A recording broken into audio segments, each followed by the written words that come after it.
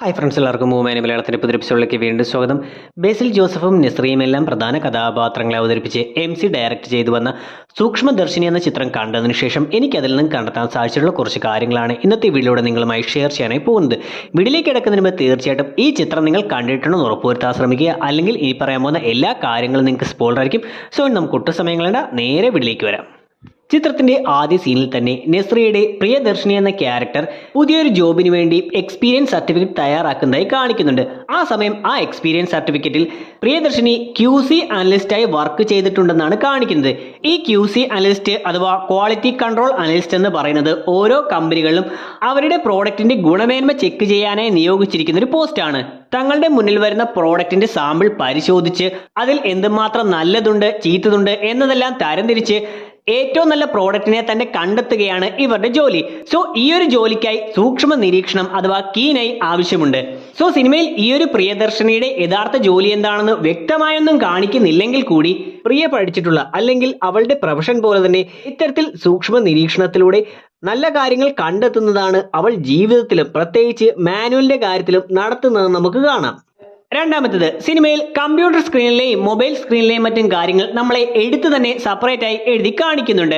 ഈ സമയങ്ങളിൽ വെള്ള മഞ്ഞ നിറങ്ങളിലാണ് ഇത്തരം കാര്യങ്ങളെല്ലാം എഴുതി കാണിക്കുന്നത്. അതിൽ മഞ്ഞ നിറങ്ങളിലുള്ള കാര്യങ്ങളാണ് കൂടുതൽ ഇമ്പോർട്ടൻസോടുകൂടി, വെള്ള നിറത്തിലുള്ള കാര്യങ്ങൾ മാഞ്ഞു പോയാലും മഞ്ഞ നിറത്തിലുള്ള കാര്യങ്ങളാണ് കൂടുതൽ നമ്മളെ എടുത്തു തന്നെ കാണിക്കുന്നത്. സോ ഈ ഒരു മഞ്ഞ നിറത്തിൽ എഴുതുന്ന കാര്യങ്ങൾക്ക് കൂടുതൽ ഇമ്പോർട്ടൻസ് കൊടുക്കുന്നത് പോലെ തന്നെയാണ് ചിത്രത്തിന്റെ പേരും ഇതേ മഞ്ഞ നിറത്തിൽ തന്നെ എഴുതി കാണിക്കുന്നത്. 3. ബേസിലിന്റെ ഇൻട്രൊഡക്ഷൻ സീനിൽ മാനുവൽ എന്ന ആ ക്യാരക്ടർ ഒരു പൂച്ചയെ കല്ലെറിയുന്നതായി കാണിക്കുന്നുണ്ട്. ആ സമയം ആരെയും ഉപദ്രവിക്കാതിരിക്കുന്ന ഒരു പൂച്ചയെ ബേസിലിന്റെ ആ ക്യാരക്ടർ വെറുതെ കല്ലെടുത്തെറിയുന്നതായിട്ടാണ് കാണിക്കുന്നത്.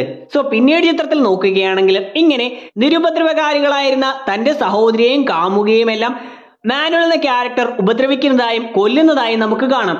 സോ അയാളുടെ ഇത്തരത്തിലുള്ള സ്വഭാവങ്ങളെ ഫോർഷാഡോ ചെയ്യുന്നത് പോലെയാണ് ഇവിടെ വെറുതെ നിൽക്കുന്ന പൂച്ചയെ കല്ലെറിയുന്നതായി കാണിച്ചത്. ചിത്രത്തിൽ വളരെ പ്രാധാന്യത്തോടുകൂടി വരുന്ന മറ്റൊരു സീനാണ് ആ കറിവേപ്പില മരം വെട്ടുന്നത്. പ്രിയ സ്ഥിരമായി ഇല പറിച്ചുകൊണ്ടിരുന്ന കറിവേപ്പ് അങ്ങ് വെട്ടിക്കളയാൻ അമ്മച്ചി ഉത്തരവിടുകയും മാനുവൽ അങ്ങനെ ചെയ്യുന്നതായിട്ടുമാണ് ചിത്രത്തിൽ കാണിക്കുന്നത്. സോ ഇത് എന്തിനായിരുന്നു എന്ന് നോക്കുകയാണെങ്കിൽ 2 കാരണങ്ങൾ കാണാം. ഒന്ന്, ഈ കറിവേപ്പ് നിൽക്കുന്നത് മാനുവലിന്റെ അല്ലെങ്കിൽ അമ്മച്ചിയുടെ സ്ഥലത്താണ്. സോ തങ്ങളുടെ സ്ഥലത്തുള്ള ഒരു കാര്യം മറ്റൊരാൾ വന്നുകൊണ്ട് തങ്ങളുടെ അനുവാദമില്ലാതെ എടുക്കുന്നു എന്നുള്ള ദേഷ്യത്തിലാകാം. കാരണം അമ്മച്ചിയുടെയും മാനുവലിന്റെ സ്വഭാവത്തിൽ നിന്നും സ്വന്തം മകളെ വരെ അല്ലെങ്കിൽ സ്വന്തം സഹോദരിയെ വരെ ദുരഭിമാനത്തിന്റെ പേരിൽ അവർ കൊല്ലുന്നുണ്ട്. കൂടാതെ മാനുവലിന്റെ ആ ക്യാരക്ടർ പലപ്പോഴും മറ്റുള്ളവരോട് പുച്ഛഭാവത്തിൽ സംസാരിക്കുന്നതായും കാണാം. സോ ഇങ്ങനെ മറ്റുള്ളവരോട് വില കൽപ്പിക്കാത്തത് കൊണ്ട് തന്നെ തങ്ങളുടെ പറമ്പിൽ നിന്നും മറ്റൊരാൾ തങ്ങളുടെ അനുവാദമില്ലാതെ ആ ഇല പറിച്ചെടുക്കുന്നു എന്നുള്ള ദേഷ്യത്തിൽ അത് അവർക്ക് ഗുണം ചെയ്യേണ്ട എന്ന് കരുതി അതങ്ങ് വെട്ടി നശിപ്പിച്ചേക്കാൻ പറഞ്ഞതാകാം. അതോടൊപ്പം തന്നെ പ്രിയ ആ കറിവേപ്പ് പറിക്കാനായി വരുമ്പോഴാണ് പലപ്പോഴും അമ്മച്ചിയെയും മാനുവലിനെയും കാണുന്നതും സംസാരിക്കുകയും ചെയ്യുന്നത്. സോ അത്തരത്തിൽ ആ കറിവേപ്പ് അവിടെ നിൽക്കുകയാണെങ്കിൽ എപ്പോഴും തങ്ങളുമായി കോണ്ടാക്ട് ചെയ്യാൻ കാരണമാകും എന്നതും കൂടി കൊണ്ടാകാം അതങ്ങ് വെട്ടിക്കളയാനായി പറയുന്നത്. മറ്റൊരു സീനിൽ മാനുവൽ അജ്മലിന്റെയും ആന്റണിയുടെയും എല്ലാം ഫേസ്ബുക്ക് പേജുകൾ നോക്കുന്നതായി കാണിക്കുന്നുണ്ട്. ആ സമയം മാനുവലിന്റെ കയ്യിൽ ഒരു ഫോൺ ഇരിക്കുന്നതായും അതിലെന്തോ എഴുതിയിരിക്കുന്നതായും കാണാം. അത് ബ്ലറാക്കിയാണ് കാണിച്ചിരിക്കുന്നതെങ്കിലും സൂക്ഷിച്ചു നോക്കുകയാണെങ്കിൽ അവിടെ ഡേറ്റ്സ് എന്നാണ് എഴുതിയിട്ടിരിക്കുന്നതെന്നും തൊട്ടു താഴെ മറ്റു കുറച്ച് കാര്യങ്ങളും എഴുതിയിട്ടുണ്ടെന്നും കാണാം. സോ മാനുവൽ അവിടെ അവരുടെ ആ പ്ലാൻ തയ്യാറാക്കുന്നതിനായി ഏതെല്ലാം ദിവസങ്ങളിൽ ആന്റണിയും അജ്മലും മറ്റുള്ളവരുമെല്ലാം അവിടെ കാണും എന്നുള്ള കാര്യങ്ങളെല്ലാം പരിശോധിച്ചുകൊണ്ട് അതെല്ലാം കുറിച്ചു വെക്കുകയാണ്.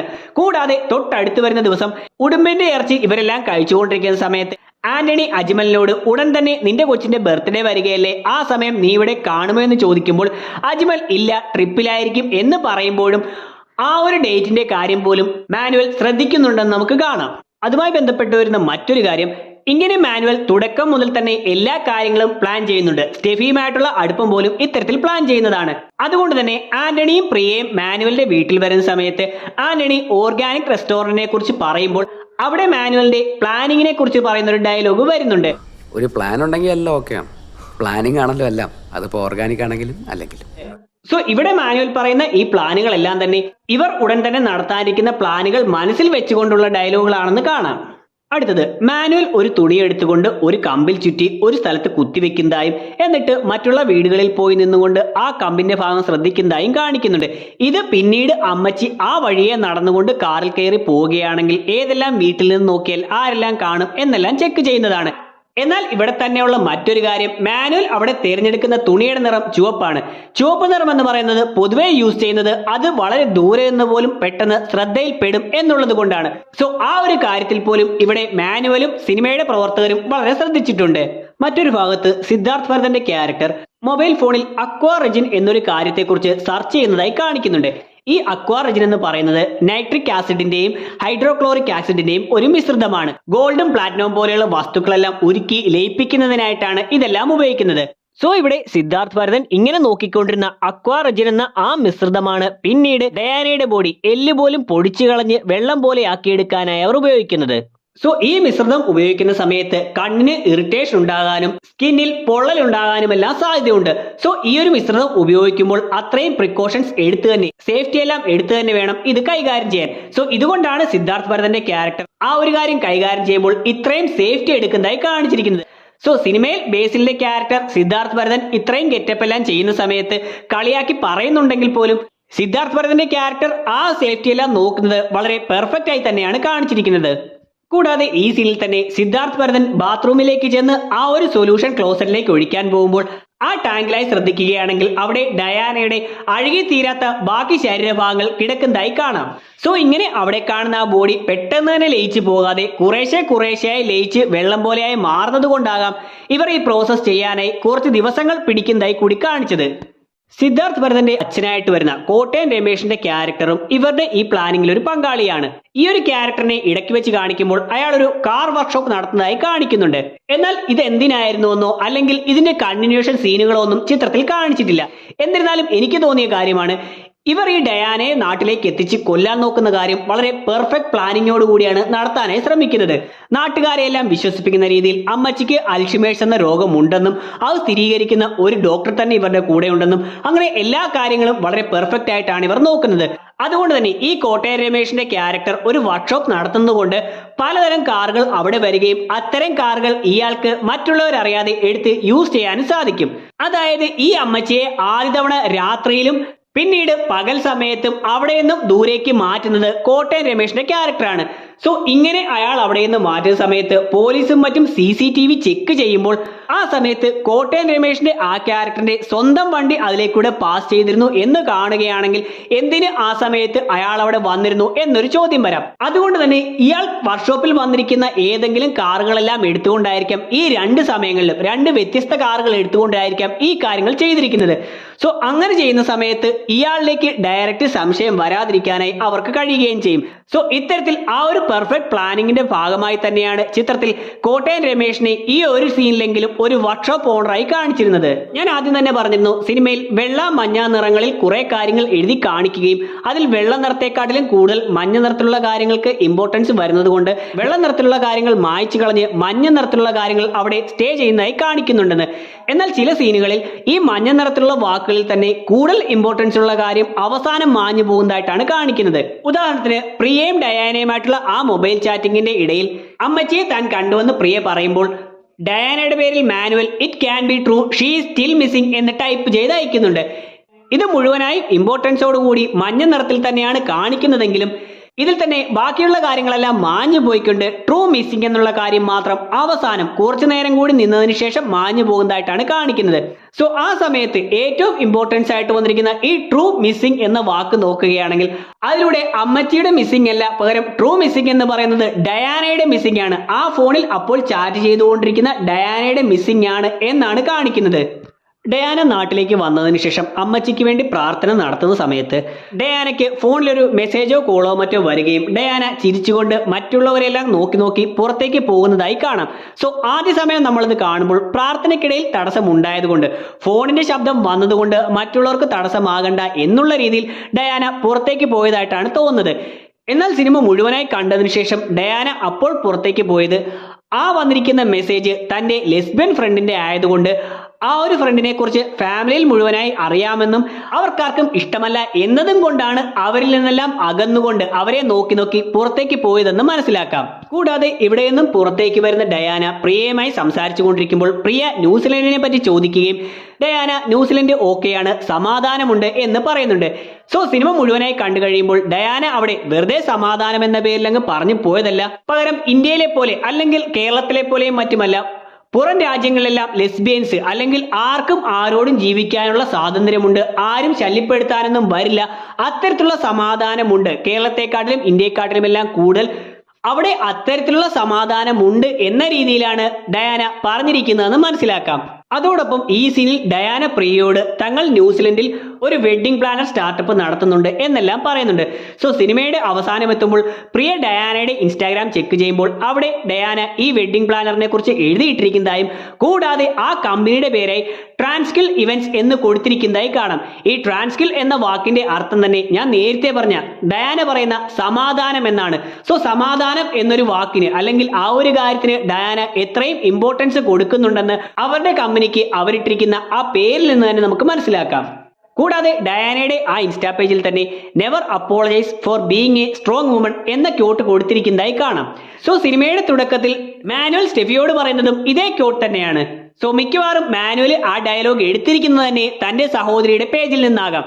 തന്റെ സഹോദരിയും ഇതുപോലെ ഇൻഡിപെൻഡന്റ് ആയി കഴിയുന്നു, അങ്ങനെ കഴിയുന്നതിൽ അഭിമാനം കൊള്ളുന്നു എന്നെല്ലാം ഉള്ളതുകൊണ്ട് അത്തരം ഡയലോഗ് തന്നെ മറ്റൊരവസരത്തിൽ അതുപോലെയുള്ള ഇൻഡിപെൻഡന്റ് ആയിട്ടുള്ള ഒരു പെണ്ണിനെ കണ്ടപ്പോൾ മാനുവൽ എടുത്തിട്ട് ഉപയോഗിച്ചതാണെന്നും കരുതാം.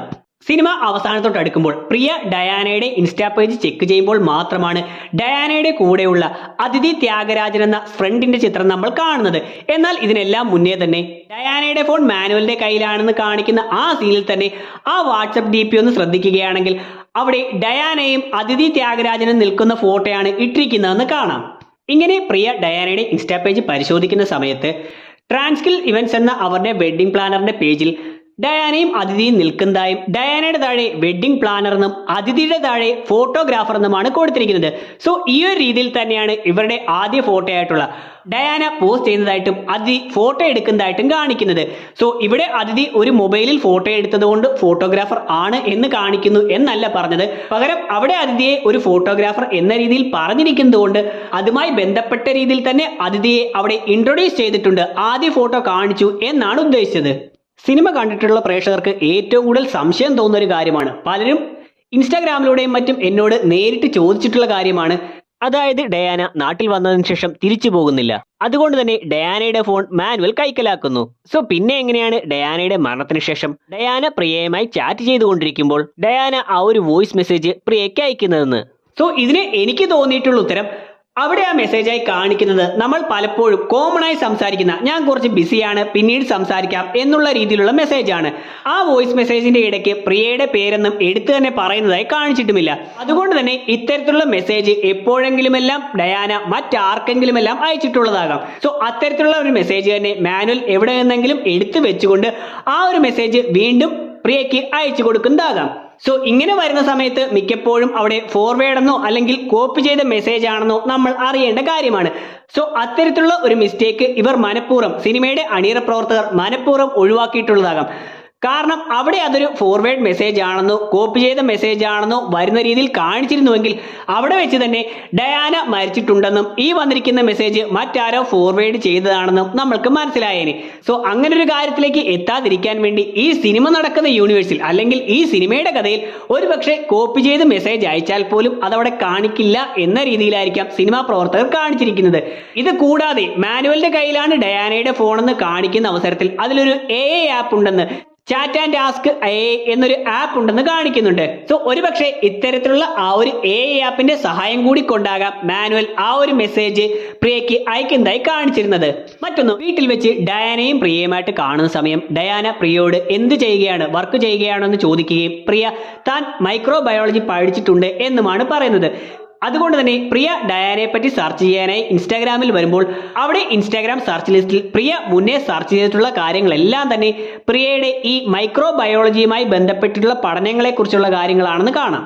മാനുവലും അമ്മച്ചിയും ആ നാട്ടിൽ നിന്ന് തിരിച്ചു പോകുന്ന ദിവസം പ്രിയ അമ്മച്ചിയുടെ അടുത്തെത്തിക്കൊണ്ട് അമ്മച്ചി ആരെയാണ് പേടിക്കുന്നത്, മാനുവലിനെയാണോ, ഞാൻ അമ്മച്ചിയെ അന്ന് രാത്രി ഇവിടെ കണ്ടതാണ്, അമ്മച്ചി എന്ത് വേണമെങ്കിലും എന്നോട് പറയൂ എന്നെല്ലാം പറയുന്ന സമയത്ത് അമ്മച്ചി എന്തോ പറയാനായി തുടങ്ങുന്നതായിട്ട് കാണിക്കുന്നുണ്ട്.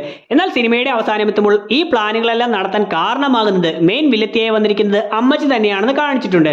സോ ആ സീൻ കണ്ടു കഴിഞ്ഞ് വീണ്ടും ഒന്ന് വന്നുകൊണ്ട് പ്രിയയും അമ്മയുമായി ആ മുറിയിലുള്ള സീൻ നോക്കുകയാണെങ്കിൽ അവിടെ പ്രിയ താൻ അമ്മച്ചിയെ ആ മുറിയിൽ അന്ന് രാത്രി കണ്ടുവെന്ന് പറയുമ്പോഴും അമ്മച്ചി ആരെയാണ് പേടിക്കുന്നത്, മാനുവലിനെയാണോ എന്നെല്ലാം ചോദിക്കുന്ന സമയത്തും അമ്മച്ചി പേടിച്ചുകൊണ്ട് മാ എന്നൊരക്ഷരം പറയാനായിട്ട് അല്ലെങ്കിൽ മാനുവലിനെ വിളിക്കാനാണ് തുടങ്ങുന്നതെന്ന് കാണാം. അതായത് ഈ പെണ്ണ് ശല്യം ഉണ്ടാക്കുന്നു അല്ലെങ്കിൽ ഇവൾക്ക് ഇങ്ങനെയുള്ള കാര്യങ്ങളെല്ലാം അറിയാമല്ലോ എന്ന് പേടിച്ചുകൊണ്ട് മാനുവലിനെ വിളിക്കാനാണ് തുടങ്ങുന്നതെന്ന് നമുക്ക് മനസ്സിലാക്കാം. ഡയാനയുടെ തുണികളും പാസ്പോർട്ടും എല്ലാം മാനുവൽ കത്തിച്ചു കളയുന്ന സീനിൽ ഒരു പട്ടിക്കുട്ടിയുടെ പാവ കൂടി ആ തീയിലേക്ക് ഇട്ട് കത്തിക്കുന്നതായി കാണിക്കുന്നുണ്ട്. ഫ്ലാഷ് ബാക്ക് സീനുകളിൽ ഡയാന ഈ പാവ വെച്ച് കളിക്കുമ്പോൾ മാനുവൽ വന്ന് തട്ടിക്കൊണ്ട് പോകുന്നതായി കൂടി കാണിക്കുന്നുണ്ട്. എന്നാൽ ഇതിനെല്ലാം മുന്നേ തന്നെ ഡയാന ആ വീട്ടിൽ വന്ന് തിരിച്ചു പോകുന്ന ദിവസം ഈ പട്ടിക്കുട്ടിയുടെ പാവ എടുത്ത് ബാഗിൽ വെക്കുന്നതായും കൂടാതെ ഇതേ പാവ തന്നെയാണ് ആന്റണിയും പ്രിയയും മാനുവലിന്റെ വീട്ടിലേക്ക് എത്തുന്ന സമയത്ത് ആ കുട്ടി കയ്യെത്തി പിടിക്കാൻ നോക്കുന്നതെന്നും കാണാം. സിനിമയുടെ മൊത്തത്തിലുള്ള കഥകൾ നോക്കുകയാണെങ്കിൽ ആണുങ്ങൾ വേഴ്സസ് പെണ്ണുങ്ങൾ അല്ലെങ്കിൽ ലേഡീസ് വേഴ്സസ് ബോയ്സ് എന്നൊരു രീതിയിൽ അവതരിപ്പിച്ചിരിക്കുന്നതായി കാണാം. അതായത് സിനിമയിൽ ഏറ്റവും ബോൾഡായിട്ട് വന്നിരിക്കുന്നത് സ്ത്രീകളെയായിട്ടാണ് കാണിച്ചിരിക്കുന്നത്. സ്റ്റെഫി ആണെങ്കിലും പ്രിയ ആണെങ്കിലും ഡയാന ആണെങ്കിലും അതിഥി ആണെങ്കിലും ഇങ്ങനെയുള്ളവരെയെല്ലാം സ്ട്രോങ് വുമൻസ് ആയിട്ടാണ് കാണിച്ചിരിക്കുന്നത്. കൂടാതെ സിനിമയിലെ ലീഡിംഗ് റോളുകൾ ചെയ്യുന്ന ബേസിൽ, നസ്രിയ എന്നിവരെ നോക്കുമ്പോൾ അതിൽ ഒരാൾ നല്ലവനായും മറ്റേയാൾ ഓപ്പോസിറ്റ് മോശമായിട്ടും കാണിക്കുന്നു. കൂടാതെ ഈ പ്ലാനുകൾ ചെയ്യുന്ന സമയത്ത് മാനുവലിന്റെ കൂടെ സിദ്ധാർത്ഥ് ഭരതന്റെ ക്യാരക്ടറും അച്ഛനായിട്ട് വരുന്ന രമേഷ് കോട്ടയത്തിന്റെ ക്യാരക്ടറും ഉണ്ട്. ഇങ്ങനെ 3 പേരാണ് ആ പ്ലാൻ ചെയ്യുന്നതിൽ മുൻപന്തിയിൽ നിൽക്കുന്നത്. സോ ഇതിന്റെ നേരെ ഓപ്പോസിറ്റ് ആയിട്ട് ഇതിനെ തകർക്കാൻ ശ്രമിക്കുന്നവരിലും 3 പെണ്ണുങ്ങൾ വരുന്നുണ്ട്. പ്രിയ, സുലു, അസ്മ എന്നീ 3 പെണ്ണുങ്ങളാണ് ഇതിനെ എതിർക്കാനായിട്ട് അല്ലെങ്കിൽ ഇതിന്റെ സത്യാവസ്ഥ അറിയാനായിട്ട് നടക്കുന്നത്. സോ ഇങ്ങനെ സിനിമ മൊത്തത്തിൽ നോക്കുമ്പോൾ ഒരു ലേഡീസ് വേഴ്സസ് ബോയ്സ് എന്നൊരു ഫൈറ്റ് തന്നെയായിരുന്നു എന്ന് കാണാം. അവസാനത്തേത് എനിക്ക് തോന്നിയിട്ടുള്ള ഒരു മിസ്റ്റേക്കാണ്. അതായത് ആ രാത്രി പ്രിയ അമ്മച്ചിയെ ആ മുറിയിൽ കാണുമ്പോൾ ആ മുറിയിൽ വെട്ടമുണ്ടായിരുന്നു, അതുകൊണ്ട് കണ്ടു എന്ന രീതിയിലാണ് കാണിച്ചു പോകുന്നത്. സിനിമയുടെ അവസാന ഭാഗത്തും ഡയാന ആ മുറിയിലേക്ക് വരുമ്പോൾ അവിടെ വെട്ടമുണ്ടായിരുന്നു എന്ന് കാണിക്കുന്നുണ്ട്. എന്നാൽ ഇതിനിടയിൽ പ്രിയ അമ്മച്ചിയെ കാണാനായി അതുപോലെ തന്നെ മുകളിലുള്ള ഒരു മുറിയിലേക്ക് എത്തുമ്പോൾ സിദ്ധാർത്ഥ് ഭരതൻ അകത്ത് നിന്ന് പുറത്തേക്കുള്ള ദൃശ്യങ്ങൾ കാണുന്നതായും എന്നാൽ പ്രിയ അകത്തൊന്നും കാണാൻ കഴിയുന്നില്ല, പകരം മുറി മുഴുവൻ ഇരുട്ടാണ് എന്നാണ് പറയുന്നത്. എന്നാൽ ആ സീനിൽ നോക്കുകയാണെങ്കിൽ സിദ്ധാർത്ഥ് ഭരതൻ നിൽക്കുന്ന സമയത്ത് ആ മുറിയിലും അമ്മച്ചിയെ നേരത്തെ കാണിച്ചപ്പോഴുള്ള അതേ വെട്ടം തന്നെ ഉണ്ടായിരുന്നു എന്ന് കാണാം. സോ പ്രിയ അവിടെ വെച്ച് മുറിയുടെ അകത്തുള്ള കാര്യങ്ങൾ കാണാൻ കഴിയുന്നില്ല, ഇരുട്ടാണ് എന്ന് പറയുന്നതിന് ഒരു ലോജിക്ക് ഇല്ലാതെ പോയി. പകരം സിദ്ധാർത്ഥ് ഭരതനെ ആ മുറിയിൽ കുറച്ചുകൂടി ഇരുട്ടത്ത് കാണിക്കുകയായിരുന്നുവെങ്കിൽ നമുക്ക് അതിന്റെ ലോജിക് കുറച്ചുകൂടി മനസ്സിലാക്കാൻ സാധിച്ചേനെ. ഇനി അവിടെയുള്ള ജനലുകൾ അത്തരത്തിൽ പുറത്തുനിന്ന് അകത്തേക്ക് കാണാൻ കഴിയാത്തതാണ് എന്ന് കരുതാനും പറ്റില്ല. അങ്ങനെയായിരുന്നുവെങ്കിൽ അമ്മച്ചിയെ പ്രിയയ്ക്ക് പുറത്തുനിന്ന് കാണാൻ കഴിയില്ലായിരുന്നു. സോ ഈ കാര്യം എനിക്കൊരു മിസ്റ്റേക്ക് ആയിട്ടാണ് തോന്നിയത്. ഇത്രയും കാര്യങ്ങളെല്ലാമാണ് ഈ സിനിമ കണ്ടതിന് ശേഷം എനിക്ക് മനസ്സിലാക്കാൻ സാധിച്ചിട്ടുള്ള കാര്യങ്ങൾ. ഇതുപോലെ നിങ്ങൾക്ക് കണ്ടെത്താൻ സാധിച്ചിട്ടുള്ള കാര്യങ്ങൾ തീർച്ചയായിട്ടും വീഡിയോ കമന്റ് സെക്ഷൻ ഉൾപ്പെടുത്താം. വീഡിയോയെക്കുറിച്ചുള്ള നിങ്ങളുടെ അഭിപ്രായങ്ങളും തീർച്ചയായിട്ടും കമന്റ് സെക്ഷൻ ഉൾപ്പെടുത്താൻ ശ്രമിക്കുക. വീഡിയോ ഇവിടെ അവസാനിക്കുന്നു. വീഡിയോ നിങ്ങൾക്ക് ഇഷ്ടമായിട്ടുണ്ടെങ്കിൽ ലൈക്ക് ചെയ്യാനും ഷെയർ ചെയ്യാനും സബ്സ്ക്രൈബ് ചെയ്യാനും ശ്രമിക്കുക. നമുക്ക് അടുത്ത എപ്പിസോഡിലൂടെ കാണാം. അതുവരെ ബൈ.